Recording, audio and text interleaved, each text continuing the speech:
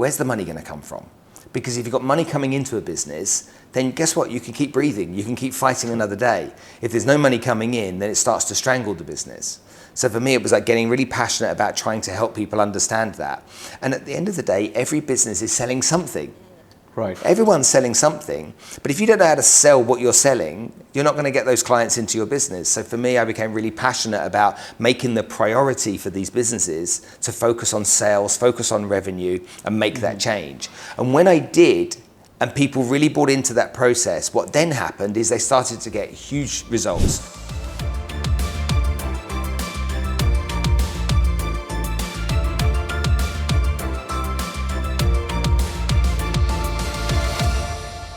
Hello and welcome to the Social Kandura Business Podcast. Today we've got a very special guest on board, which we've loved to have on board.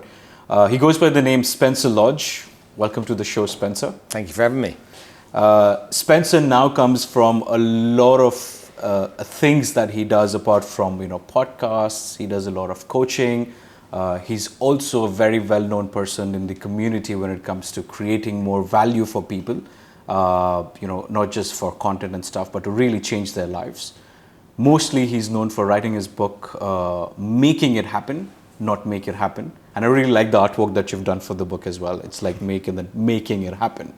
And he's one of those kids, I think one of those people who we would resonate as when we were kids, got bullied a lot in school, didn't go to college. And the thing that I find the most surprising was that at 16, you actually became a skiing instructor. How did all of that begin? Like, how a ski instructor out of everything else? I suppose that when you're young, what do you want to become? You want to become things that you're passionate about, but you're forced down a path by your parents to either go and study and take business or economics or whatever it may be, or get a job in the real world. My parents didn't decide my future. My parents didn't influence it. I decided, and so I wanted to be a ski instructor. I love skiing. I've done it for a lot of my life, and it was probably still to this day the best job I ever had. Oh, okay.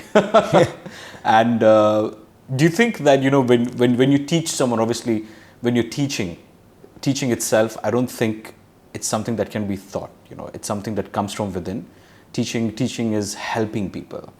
When you started off as a ski instructor, was the orientation or was your setup like, I want to help people how to ski? And was that where the entire journey of where you're today? Because you do a lot of mentorship, you do a lot of coaching. Do you think that's where it started, with the intensity of helping people? When you're an addict of something, you want other people to be addicted too. If you see heroin addicts and cocaine addicts or whatever it may be, they want other people that are like-minded and into the same things. I was into skiing in a really big way, and I thought everyone should enjoy it, so they better learn how to do it. And so then grew the passion to be able to, get other people into it as well, so that they could enjoy what I thought was really normal to enjoy. Right. And how much does it matter to you now that when you look back, if you had done something else, but not become like someone that wants to help other people and coach other people, because the journey started from there? What was that one point where you started looking at things differently and you said, I think I can help people with this. What was that one point? There must have been something that must have happened. There was. It's a good question that you ask. Look, I was a ski instructor for a couple of years. It's not like a big part of my life. I then got a proper job. I got into sales and was selling office equipment in London. And when you're selling B2B, which that was, you're not really doing anything apart from finding solutions for business problems. But then I moved into financial services when I was 23. I moved across to Hong Kong and lived in the Far East. And then being in financial services, you're solving real problems for real people. Most people, when they get to retirement, don't have enough money. Most people want to send their kids to great universities but can't afford it. Most people want to get their money working for them rather than leaving it in the bank so that they can provide themselves a better future. And I became very passionate about bulletproofing people's money. So I had this kind of feeling in my mind, it's like these people are going to make these mistakes, they're going to get this wrong. It's my duty to stop these people making these mistakes with their money.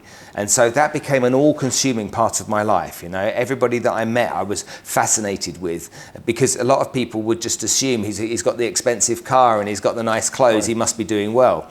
But 9 times out of 10, those people aren't doing well. They're trying to show their wealth or wear their wealth. Sure. without actually being wealthy. And for me, it was like, if you can help people bulletproof their future, you can get them to a place sooner rather than later where they can do whatever they want when they want because their money's working for them. That for me felt like something to work towards and believe in. And so that's why I was in that kind of that world for many years. And what was the first instance that you had with someone, when you looked at someone and you said, you know what, I can help you lead a better life, I can help you better financially, and I can figure this out for you, considering that you had sales experience and you had some financial experience as well? Who was your first project client or person who you did it? And how was that sales process? Well, there's lots of people that I've helped over the years with their finances. When it came to mentoring people, I was looking at people that were starting businesses and didn't know how to get those businesses off the ground because they were focused on the wrong things. To me, you have to always focus on revenue. Where's the money going to come from? Because if you've got money coming into a business, then guess what? You can keep breathing. You can keep fighting another day. If there's no money coming in, then it starts to strangle the business. So for me, it was like getting really passionate about trying to help people understand that. And at the end of the day, every business is selling something. Right. Everyone's selling something. But if you don't know how to sell what you're selling, you're not going to get those clients into your business. So for me, I became really passionate about making the priority for these businesses to focus on sales, focus on revenue, and make that change. And when I did, and people really bought into that process, what then happened is they started to get huge results. They were doubling revenue, doubling again the year after, doubling again the year after. And their ability to grow and expand and be the business that they kind of set out to build in the first place became a reality. Interesting. And how do you analyze, different markets? Because you've worked in London, you've worked in Hong Kong, you've worked in Dubai. How different do whatever that you've learned, does that work all across, or have you felt that things are different, culturally, financially, the way the market yeah, it's a works? good question. Look, I've worked in 10 countries, and every time I go to a new country, someone says to me, it's different here. Right. All right? But every time I go to that new country, if you lived in Dubai, and then you lived in Amsterdam, and then you lived in Milan, did you change? No. No, you're still the same person. So for me, it's like, what's actually different? Now, are there, different flavors? Of course there are. If there are different cultures, yes. Do people do business in slightly different ways? Yes, that, of course, in every country that's the same. We've got to learn what that is. But no, people are really people. And at the end of the day, everybody wants the same thing. Everybody wants the same outcome. What do we want in our lives? We want to have a secure family. We want our kids to do well. We want to make enough money to live the life we want to live. Okay, we want to be happy. And we want to be safe. And it's like, if we all want the same things, whether you're from India, Dubai, if you're from South Africa, Brazil, it doesn't matter. If we want the same things, then actually we're all much more alike than we are different. And so because of that, doing business when you think that way can help you. That's a very interesting thought. So the core values pretty much stay the same around us, and you just work as per what your differences work around. Obviously, different businesses have different requirements from, let's say, a financial service business versus a business that sells art, for example. How do you have the experience to cater to any of these industries? Because an F&B industry works completely different. You can't consult an F&B industry and say X, Y, Z, which you can do for a real estate industry or something that you can do for an industry that sells art. How do you change the approach for each of these individual industries? What's the thought behind that? From education in the real world. So I own a number of companies, and those companies span many different areas. I invest in many companies, from prop tech to agri-tech to financial services to insurance to corporate wellness to coaching to sales. I move across many different areas. Most businesses are actually the same. A lot of people try and make out that their business is different. And are there differences? Of course. Is product versus service different? Yes, it is. Okay, is international versus indigenous different? Yes, it is. But a business generally is looking for the same outcome. So what you have to work out is, what is the outcome that business is looking for? And then work back from the outcome and say, what strategy needs to be deployed? And reverse engineering. Yeah, that's right. And am I a master of all of those things? No. If you put me into WhatsApp and said, go build WhatsApp, I'm sure I'd struggle. But my skills over the years have been able to understand people and recruit the right people into businesses to be really efficient in the areas that I'm weak. And so Richard Branson's famous for it as well. Richard Branson says, I'm a great delegator. I'm actually not a great business person, but I'm a great delegator.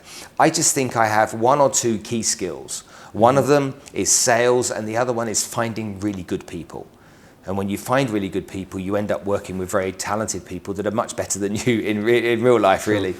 There's also a very good, I think it's Richard Branson said, always hire people that are smarter than you. Always hire people. You mentioned corporate wellness. I think that's something that's a very big part of who we are today, and how things, especially post-COVID, where mental awareness and mental wellness has really taken the stage off. Yeah. 5 years ago, 10 years ago, people, if you say corporate wellness, they're going to be like, "What are you talking about?" How much have you seen that shift change when you consult these businesses in the past 5 years or 6 years as such? Well, my business partner Danielle is much more adept at this, but I'll give it a go. Look, the problems that exist were brushed under the carpet for many years. Mm-hmm. And so the stress and the anxiety that people experience were brushed under the carpet because bosses of companies weren't educated enough to understand these types of challenges.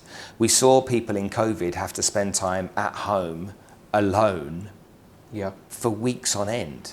True. Like weeks on end, and these apps started, the chat apps, what the various ones that came out where people could chat to each other online in different formats and communities, and that gave people some respite. But people started to look at their lives and say, what life am I living here? Do I really want to live that life? And the sad thing is, we know that most people do a job they don't love. It's just to pay the bills. They need to pay the bills because they've got pressure from landlord or the mortgage company or the car payments. They spend this money, that they're earning because they need to solve those problems. And how do I get the money? Rather than saying, what do I really care about? What really matters to me? What do I really value? And what difference can I make in the world? And when you start to spend time thinking about that, then you can go into businesses that will be more fulfilling for you. But companies have got all of these employees invariably that are going there for the money. They're not really happy. So how do we make them happy? How do we focus on making people happy? If you're a boss of a company and you've got an ego, you're actually dangerous for that company. Yeah. If you're a boss of a company and you think that you're the almighty and you're the powerful one that dictates to everybody else what they need to do, then you're really dangerous. As a boss of a company, your job is to get that 1, 2, 3, 10, 20, 50 people, to perform in a way that they've never performed before and to bring joy to their work. That's your job. Your job is to serve them, to help them create the outcome. And a lot of companies just get this the wrong way around, which leads to the kind of I hate my boss, I'm here for the money, I don't really... Who gives their best work when they're under pressure like that? Nobody. No one. And the other thing is that bosses need to care. They need to give a shit, They genuinely care, care about their people. And everyone's going through different challenges in life. You don't know what's going on at home, it could be abuse, it could be all kinds of stuff. So do we really care? Are we really connected to our employees? Do we really think about them? Because I know that if I've got an employee that's super happy, super motivated, super excited, loves his job, he's brilliant. He becomes a force of nature within the business, a force to be reckoned with almost. And I think that a lot of the time this is just missed. And here in the Middle East, it's happening now. There's a lot more emphasis being put on this because you need to understand as a business owner that this actually could be more profitable than your old ways. In the longer run, yeah. So you're going to win anyway. Very interesting thought on that as well. It's very different from what people really look at corporate wellness, because corporate wellness is just like let's go for a retreat or let's do that. But that's very well changing, and that's a very positive change. How did you start the Spencer Lodge podcast? How did under protest? So I had a year of someone saying to me, "You need to do it." A good friend of mine, Raj Kotecha, said to me, "You need a podcast." So this went by every time I saw him. He's like, "Did you start?" And then one day he said, "I'll help you. I'll get it started for you. We're going to start it." And so we did. And it was at first it was a little bit of a labour of love for the first few episodes, finding my feet, trying to understand myself and what it actually mattered. And then we were able to interview some incredible guests. Tony Robbins came on the podcast, and so he was a real catalyst for us. And I started to meet fascinating people. And I see podcasting completely different to everybody else. People are looking at audiences and views and consumption and engagement and all this. I don't care. Because if I get to interview 4 really, really special people every month and I can learn something from them, then I've had a win. But more importantly, if I was in business and I want to do business with the top 10 companies I can imagine, why don't I just invite those chairmen of each of those companies on my podcast? That's a very smart way. They spend a half an hour getting to know me. An hour, I then get to throw as many questions as I can at them. We bond, we connect, like you and I are doing right now. So we're doing business together now. Okay, not necessarily yet, but you know what? After this podcast, if you called me in 2 weeks' time and you say, hey, Spence, can I buy you a coffee? Okay, I've got some questions. Got the connection, We have the connection, and so the value of podcasting becomes really profound then. So as a business development tool, I think it's important. As a self-development tool, I think it's important. Okay, along with the fun of meeting just incredible people with phenomenal stories that help you change how you think about things. And that's exactly what the podcast did to me. Who was, you don't have to take names, but you can describe the most challenging guest that you had, who you thought was, just didn't, the energies didn't match, the vibe just matched, the most challenging guest that you had. It happens, doesn't it? I mean, you'll know this because you do it as well. Yeah. You interview some people and you find that they're either shy or they don't like talking or they've told their story over and over. I had one guy that I just didn't connect with on the show once and just really didn't connect with him. And at the end of the episode, I was deflated from the so I was just, that's not going to be published, that's not going on live. But it's very rare, people come on the show, it's the biggest show here in the Middle East, English speaking podcast. So people come on the show aware that they get an opportunity to create this content and share this story, their story, with an audience they wouldn't normally share it with. And so generally people are great, and from people that are in personal development, successful entrepreneurs, or people that have been through unimaginable experiences in their lives and come out of the other side with a positive mindset and a great attitude. All of these people, it's just been an absolute joy, really, a real joy to spend time with them. Yeah. And I think podcast also exposes you, like you said, very rightly said, is a lot of people, the way they think, it somewhere shapes who you are as well. I remember reading this book called as the 5 a.m. Club. Mm-hmm. Robin Sharma. Yeah, and it just, I read that book, and for the next 3 weeks, I was getting up at 5:30, and back when Twitter was a thing, I can't comment on it now, but back when Twitter was still a thing, we had a 5 a.m. club where we had 20 different people around the world who are part of the 5 a.m. club, and every morning they'd wake up at 5 a.m. in their time zones and tweet, it's 5 a.m., I'm up. And that really motivated you to drive yourself and be I can let myself down, but I can't let the other guys down. And that really helps you bring up as well. And even for example, in your podcast as well, when you have these great guests come on board and you create that bond, you meet them down at events, you're like, hey, what's up, how's it going? It helps you enhance that, it's not just business, because businesses are humans at the end of the day. You have two humans dealing with each other with name that goes as a business as well. So that's a very important aspect as well.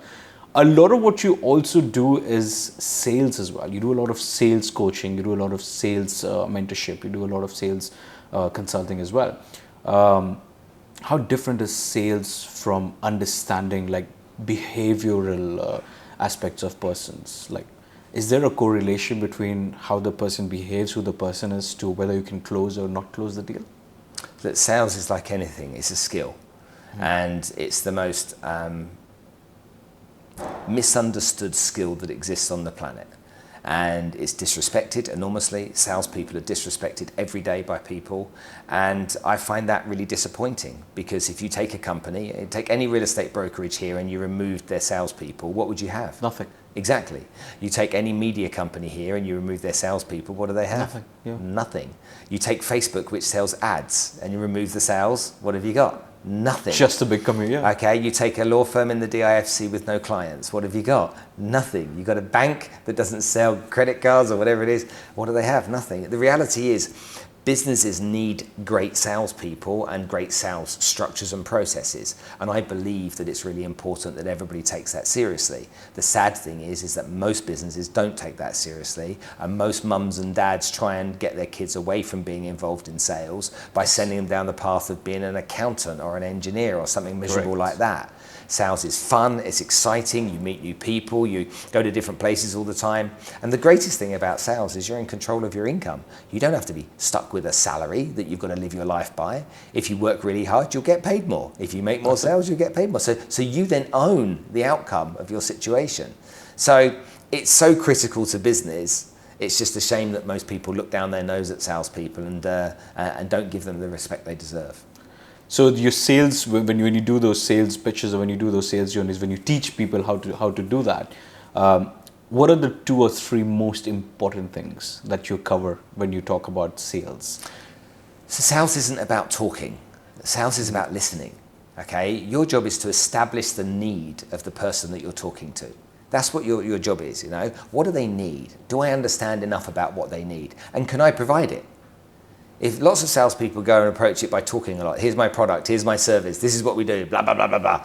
It's like, shut up. It's not about you. It's about somebody else, You're talking to me right now. You're learning about me because you're asking me questions. So you're learning about me. So in a sales situation, it's similar. We've got to learn. So it's really important that we understand that listening's number 1. Number 2, okay, we have to believe in the product or service we sell. All right, whatever that may be, okay, we have to believe in it. If you don't believe in it, then you become unethical, and that's really important to avoid. So understand the product you sell, believe in it, and get behind it. That's really important. And lastly, what I'd say is understand, if you're in sales, you're in a professional job, okay? You're a professional, so behave like one. Dress the way a professional salesperson should dress. Smell good. Don't smell bad. You're meeting new people. Don't have a wet floppy handshake, Be punctual, okay? Be the professional person that you're supposed to be. Because invariably, people respect a professional. Correct. Doesn't matter what the profession is, they'll respect. You go and see your doctor and sit down, he's got the white coat on, he says, right, let's take some blood, okay, I'm going to put a camera down your throat and I want to check out this. You're like, okay. You don't sit there going, well, hold on a minute. We just believe that the dentist opens your mouth, he's got a drill in his hand, and you're like, okay. You don't sit up and say, can we just analyse the equipment for a minute? I need to know your qualifications. We trust they know what they're talking about. In sales, we have to be that professional that knows what they're talking about, knows their subject matter, so that the general public and the B2B market can trust us. And do you think that, somewhere down the line, when you try to club sales and marketing, because a lot of businesses have one department which does sales and marketing, is it fair to have sales and marketing in the same space? Because I personally believe marketing is more of a pull and sales is more of a close. You can't close someone until you pull them and you entice them with what you're trying to tell. A lot of businesses have sales and marketing departments. They don't have a sales department and they don't have a marketing department separately. What's your comment on that? Well, since the digital world evolved, the people talk about marketing as lead generation. Correct. And so we have to be very clear that marketing is not lead generation. That's lead generation. And running ads is not marketing. To try and get someone's name and address and phone number and stuff like that. Sales is essentially where you hunt, all right? Selling is going to find prospective clients. And so I find you, I find you, I find you. We go out there and hunt. Marketing, as you say, is pull selling. So essentially, we're sharing information, we're telling stories, and we're encouraging people to think about our product and our service in different ways so that they want to come to us. Right. So you have 2 different departments. They're completely separate. They should be kept separate. They should obviously work together in terms of how they collaborate. But the reality is a salesperson and a great marketer are 2 different things. If you're brilliant at marketing, selling becomes very easy for the business. All right. If you're bad at marketing, then selling becomes a chore. Right. So both kind of work together. So what was marketed really well in COVID? Okay, the Pfizer, the Moderna. All the medical there were 3. I'm sure there were loads of companies coming up with solutions, but those 3 we were told. Okay, so the world were told this is the one. Did we question it? No. Did anyone have to sell it to us? No. We were just going to go buy it. No one sat there at the clinic going, oh, should I have Moderna? Should I have Pfizer? Oh, there's another one, my friend Joe, that works at a local pharmaceutical company. Oh, no. That doesn't happen. Okay, we're sucked in. People don't go into a shop, okay, and look at, let's say, cookies, McVitie's biscuits versus the equivalent in another brand. People buy the brand. It's like, I know that brand, but that's because the television adverts and the billboard adverts are constantly putting that information in front of our face. Years ago we used to have TV commercials with a man and a woman who lived across the corridor from each other. And, he would borrow a cup of sugar and then he'd realize that she had this special brand of coffee. And eventually over the course of a year of these adverts evolving, he got a chance to go in and have a coffee with her. And it's the story. It's like a soap opera. But we became completely attached to that brand and we wanted to buy that brand of coffee because it was cool. developed that marketing. That's marketing. And selling that, like you very rightly said, becomes much easier because the audience or the market already knows that it's just like, hey, how many quantities do you want? So that's a very important aspect as well. The role of social media in modern selling. With content creators, influencers, who also play a very critical role when it comes to sell services and products. How much has the advertising world changed from what it was pre-COVID? Or because a lot of businesses still are not very digitally savvy. What's your comments to those businesses that still consider that, digital selling is not really something that's going to work? In the nicest possible way to describe them is dinosaurs. I mean, when I arrived here 20 years ago, the real estate brokerages were advertising in newspapers. Now they went online to Property Finder and Bayut and other names like that. And so that industry evolved, and data now plays a big role in what they do. Other businesses have misunderstood the whole benefit of social media, and I find it fascinating. I hear people say, I'm not good on social media, or my company's not a social media based company. Yeah. But everyone's getting neck ache because they're staring at the phones all the time. They're consuming content all day long. Every single break they have from work, every single time they go to the bathroom, they scroll. They're there. TikTok has blown up, in the last few years as well. People are spending their time there. They're having relationships there. They meet new people there. I mean, somebody said to me that they thought Instagram was a dating site because they get so many DMs in their inbox and so many inappropriate comments on their posts. And so when you look at that from a business point of view, if you're selling, and again, everyone's selling something. So if you're selling something, you surely want more eyeballs looking at what you're selling than not.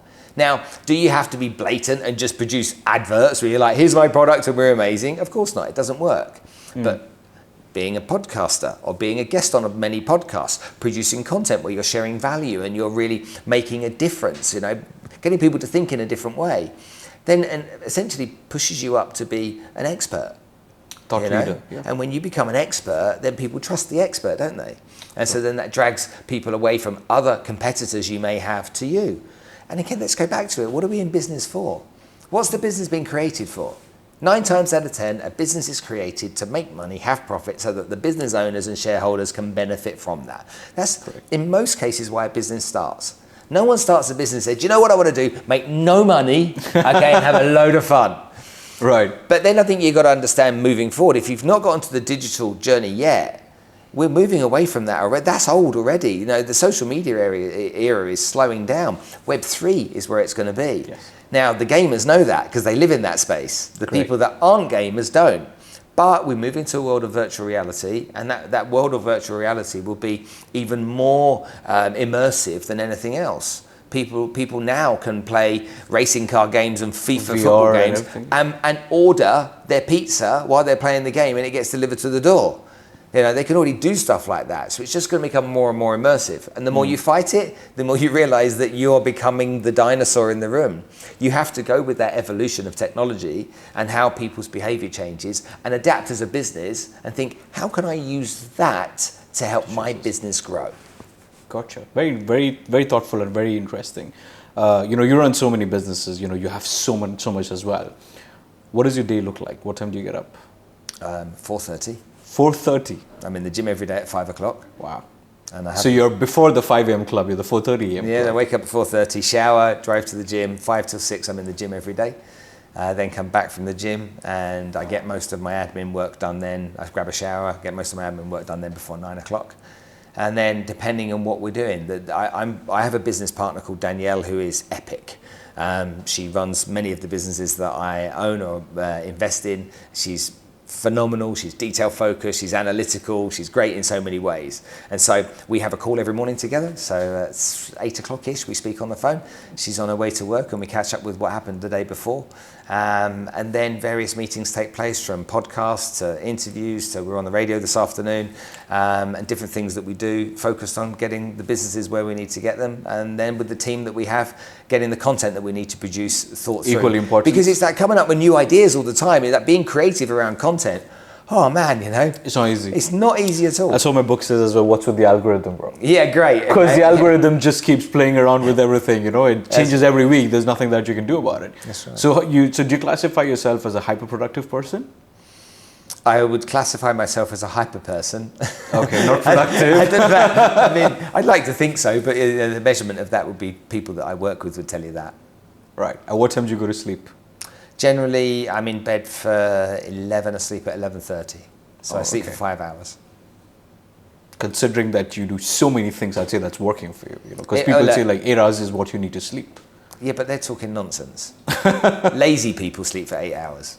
Do you classify sleep as a waste of time? Or No. I think sleep's valuable. Okay, but I don't believe everyone needs 8 hours. And the people that do need 8 hours, they've just conditioned themselves to think like that. And they use it as a tool for making excuses.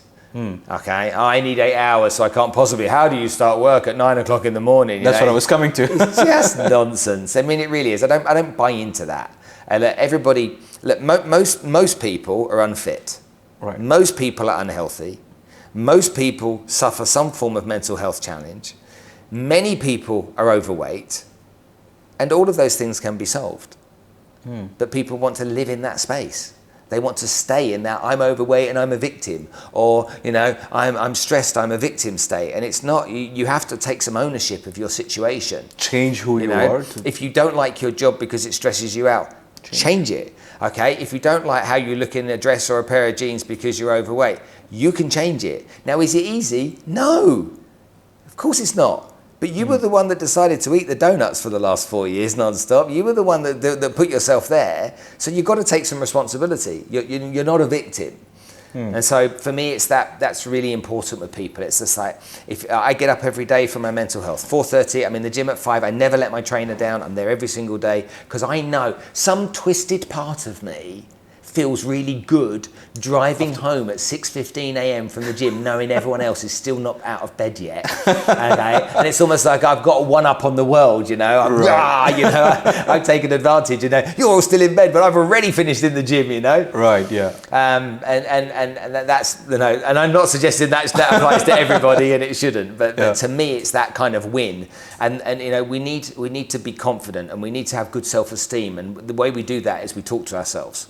We encourage ourselves. I have a thing that I do every morning in the mirror. So I get up, I have my shower, go to the gym, come back, then I have another shower and I shave and I clean my teeth and I'm in the mirror. And while I'm cleaning my teeth for the second time in the mirror, I talk to my pupils.